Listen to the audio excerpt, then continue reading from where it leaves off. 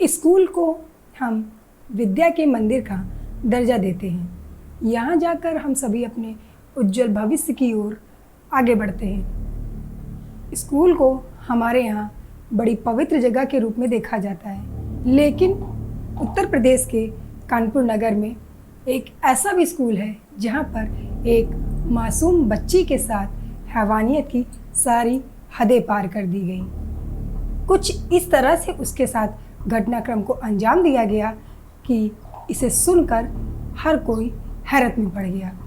घटना को अंजाम देने के बाद उस घटना को छिपाने में भी विद्यालय के जितने लोग थे, प्रबंधक और उनके बेटे, उन सभी ने इस मामले में काफ़ी लीपापोती करी। आज हम आपको इसी सच्ची घटना के बारे में विस्तार से बताएंगे।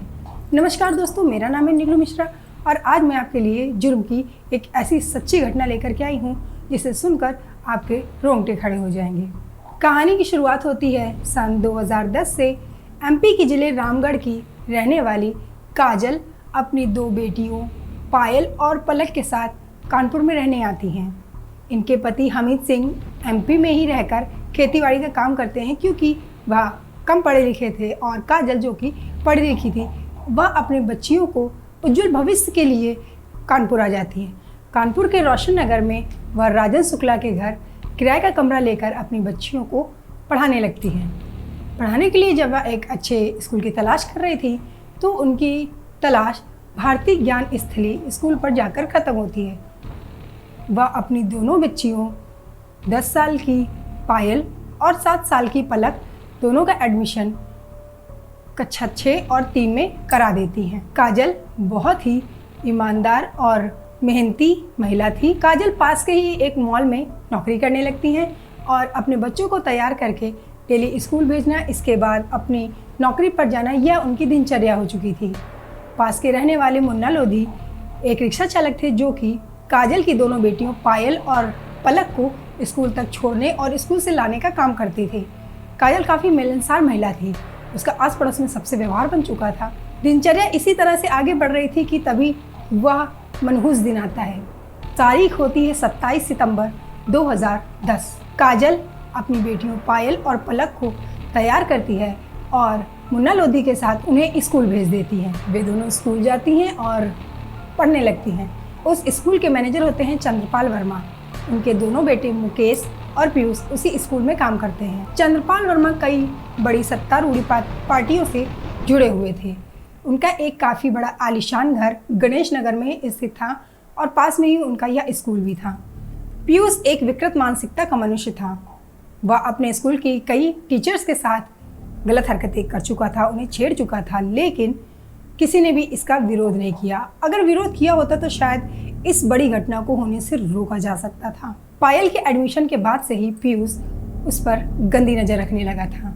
27 सितंबर को जब दोनों बहनें स्कूल आती हैं तो पीयूष पायल से अपनी मित्रता बढ़ाता है और पायल अपनी क्लास में जाकर डेली की तरह अपनी पढ़ाई शुरू करती है। पायल पढ़ने में काफ़ी ज़्यादा होशियार होती है और अपनी क्लास में हमेशा अव्वल आती थी। लंच होता है और पीयूष पायल को बहकाकर दूसरी मंजिल पर स्थित लैब पर ले जाता है। लैब के अंदर जैसे ही पायल जाती है तो पीयूष अंदर से लैब का दरवाजा बंद कर लेता है। अब पायल यह देखकर घबरा जाती है। जब वह घबराती है तो वह रोने और चीखने लगती है, जिस पर पीयूष उसकी काफ़ी पिटाई करता है, मारता पीटता है, जिससे डर सहमकर वह बच्ची शांत हो जाती है। अब यहाँ से पीयूष अपने घृणित मंसूबों को अंजाम देता है। वह उस मासूम सी बच्ची के साथ रेप जैसी जघन्य अपराध को अंजाम देता है। उसका मन यही नहीं भरा, वह बच्ची रोती है, चीखती है, चिल्लाती है, लेकिन उस पर असर नहीं होता है। कुछ समय बाद जब वह बच्ची बेहोश हो जाती है, क्योंकि इस घटना के दौरान उसे काफ़ी ज़्यादा ब्लीडिंग शुरू हो जाती है और वह बेहोश हो जाती है। इससे घबराकर पीयूष अपने क्लर्क संतोष कुमार उर्फ मिश्रा जी को बुलाता है। जैसे ही मिश्रा जी ऊपर पहुंचते हैं, उनको देखकर यह समझने में देर नहीं लगती कि वहाँ क्या हुआ है। अब उस बच्ची की अत्यधिक ब्लीडिंग के चलते दोनों घबरा गए थे। तभी उन्होंने वहाँ काम करने वाली आया परवीन और माया को बुलाया। वहाँ से उस बच्ची को उठाकर बॉयज़ टॉयलेट में ले जाते हैं, जहाँ पर ले जाकर के काफ़ी कोशिश की जाती है, लेकिन उसकी ब्लीडिंग नहीं रुकती है। अब यहाँ से माया और परवीन बच्ची के कपड़े चेंज करती हैं और उन कपड़ों को उसी बैग में रख देती है। उस बच्ची को ले जा कर के अब बच्ची के घर पर छोड़ दिया जाता है। जहाँ पर राजन शुक्ला, जो कि काजल के मकान मालिक थे, बच्ची की हालत देखकर काफ़ी डर जाते हैं और वह काजल को फ़ोन करते हैं कि तुम्हारी बच्ची की तबीयत काफ़ी ज़्यादा ख़राब है और तुम घर वापस आ जाओ। शायद अगर ये लोग बच्ची को घर न ले जाकर हॉस्पिटल ले जाते तो वह इलाज के दौरान बच सकती थी, लेकिन ऐसा नहीं किया गया। काजल जब घर आती है, वह अपनी बच्ची की हालत देखकर फूट फूट कर रोने लगती है। तभी मोहल्ले में रहने वाले गोविंद और योगेंद्र और राजन शुक्ला के साथ वह पास के कुलवंती हॉस्पिटल में लेकर पायल को जाती है, जहां पर डॉक्टर उसकी हालत देखने के बाद उसे एडमिट करने से साफ मना कर देते हैं। यहां से अब ये लोग बच्ची को लेकर हैलट हॉस्पिटल जाते हैं, जहां पर बच्ची को मृत घोषित कर दिया जाता है। अब काजल दहाड़े मारकर रोना शुरू कर देती है। रोते रोते उसकी नज़र बच्ची के बैग पर जाती है। बैग पर काफ़ी ज़्यादा मात्रा में खून लगा हुआ था और जैसे ही वह बैग खोलती है, वह हैरत में पड़ जाती है। बैग के अंदर बच्ची के अंडरगारमेंट्स थे, जो कि पूरे खून से सने हुए थे। यह देखकर वह अपनी बच्ची की तरफ देखती है और देखती है कि उसके पूरे शरीर पर नाखूनों के निशान हैं। इसके साथ ही उसके निजी अंगों पर काफ़ी गहरी चोटें हैं।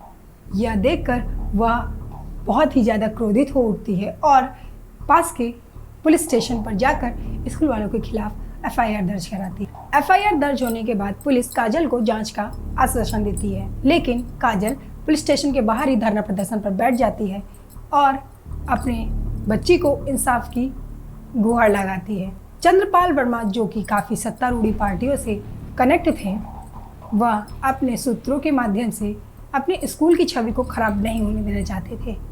चंद्रपाल वर्मा ने पुलिस पर अपना दबाव बनाया और उन्हें इस केस को ज़्यादा नहीं खींचने की हिदायत दी, जिसके चलते उन्होंने इंस्पेक्टर अजय सिंह, सीओ लक्ष्मी निवास मिश्रा और डीआईजी प्रेम प्रकाश सहित उन्होंने काफ़ी सारे अफसरों को खरीद लिया था, जो एक दिन पहले तक काजल के साथ खड़े थे। वे आज सब काजल के विपरीत थे और उन्होंने एक चार्जशीट बनाई, जिस पर उन्होंने यह दिखाया कि काजल और पायल का उसी मोहल्ले में रहने वाले रिक्शा चालक मुन्ना लोधी के साथ अवैध संबंध थे, जिसके चलते पायल प्रेग्नेंट हो गई और स्कूल जाने के पहले मुन्ना ने पायल को कुछ अबॉर्शन पिल्स दी, जिनके सेवन से पायल को अत्यधिक ब्लीडिंग हुई और उसकी मौत हो गई।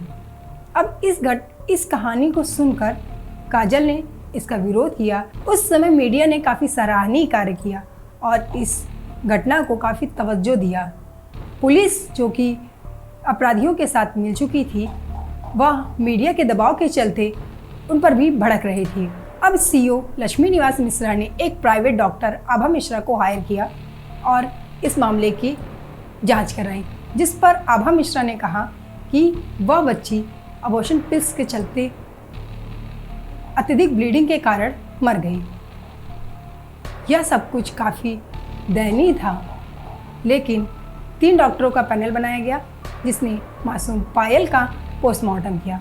पोस्टमार्टम की जो रिपोर्ट आती है वह इतनी डरावनी होती है कि जिसे सुनकर हर किसी के रोंगटे खड़े हो जाएंगे। पोस्टमार्टम रिपोर्ट में साफ आता है कि पायल के साथ रेप होता है और रेप के बाद उसकी अत्यधिक ब्लीडिंग के कारण मौत हो जाती है।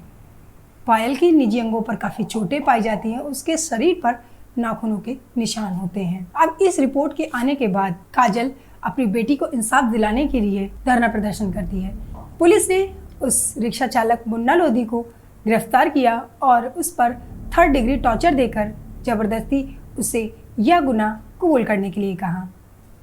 लेकिन जब काजल की गुहार पर यह केस संसद तक पहुंचा, तब तत्कालीन मुख्यमंत्री मायावती ने यह केस सीबीसीआईडी के हाथों में सौंप दिया। सीबीसीआईडी ने जब जांच की तो सारे काले चिट्ठे खुलने लगे। सीबीसीआईडी ने अपनी जांच में पाया कि पुलिस अफसर सभी गलत रिपोर्ट पेश कर रहे हैं। पोस्टमार्टम रिपोर्ट से साफ होता है कि बच्ची ने किसी तरीके की अबॉर्शन पिल्स नहीं ली थी, उसका रेप हुआ है। सीबीसीआईडी जांच कराती है और बच्ची के शरीर और उसके कपड़ों से मिले बाल और स्पर्म से मुजरिम का पता लगाने की कोशिश करती है।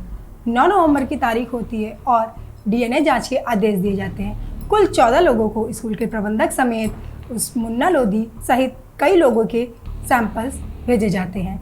29 दिसंबर को यह रिपोर्ट आती है कि वह सैंपल्स पीयूष से मिल चुके हैं। अब मुन्ना लोधी को क्लीन चिट दे दी जाती है। इसके बाद वह वापस अपने शहर उन्नाव चला जाता है और कभी लौटकर नहीं आता है।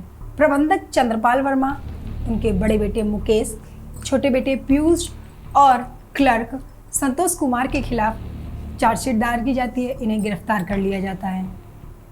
इनकी गिरफ्तारी के बाद पब्लिक में काफ़ी रोष होता है। इन्हें सज़ा दिलाने के लिए काफ़ी सारे कैंडल मार्च निकाले जाते हैं बच्ची पायल को इंसाफ दिलाने के लिए। मोती झील से एक कैंडल मार्च होता है जिसकी अगुवाई खुद मुंबई के बहुत बड़े निर्माता निर्देशक महेश भट्ट करते हैं। अब इस घटना को पूरे देश में रोष मिल रहा था। इस केस से जुड़े कई बड़े अधिकारी जिन पर जांच बैठी, उन्हें दोषी पाया गया, जिन्हें सस्पेंड किया गया और जिन्हें सज़ा सुनाई गई। तत्कालीन डीआईजी भी इस केस पर लीपापोती करते नजर आए, जिन्हें ट्रांसफ़र किया गया और उनके खिलाफ विभागीय जांच बैठाई गई। अब इसके बाद यह केस कोर्ट पे चला जाता है।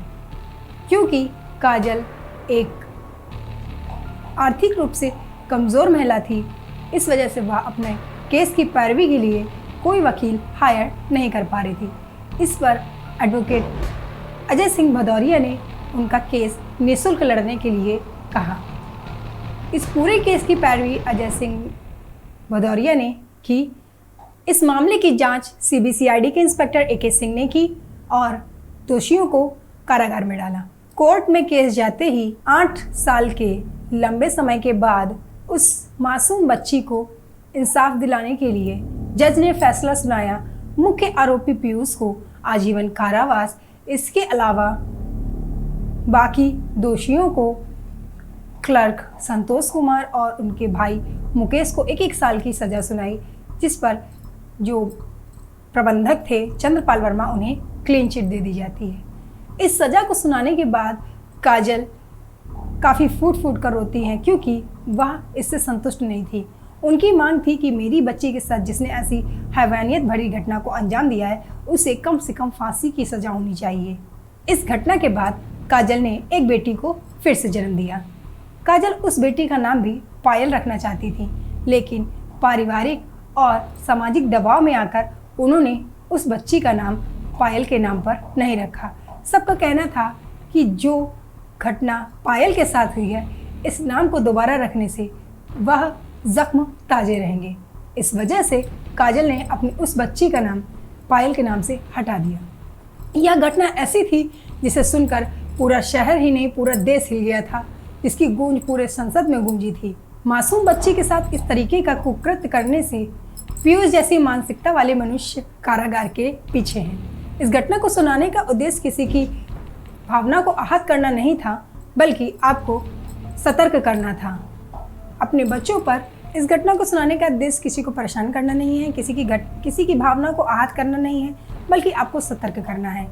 अपनी बच्चियों को स्कूल आते जाते समय उनसे काफ़ी दोस्ताना व्यवहार रखें, उनसे वहाँ के माहौल के बारे में पूछें और लोगों के व्यवहार के बारे में पूछते रहें। अब मिलते हैं आपसे हम अगले वीडियो में। यह वीडियो कैसा लगा इसे कमेंट करके बताइएगा। तब तक के लिए धन्यवाद।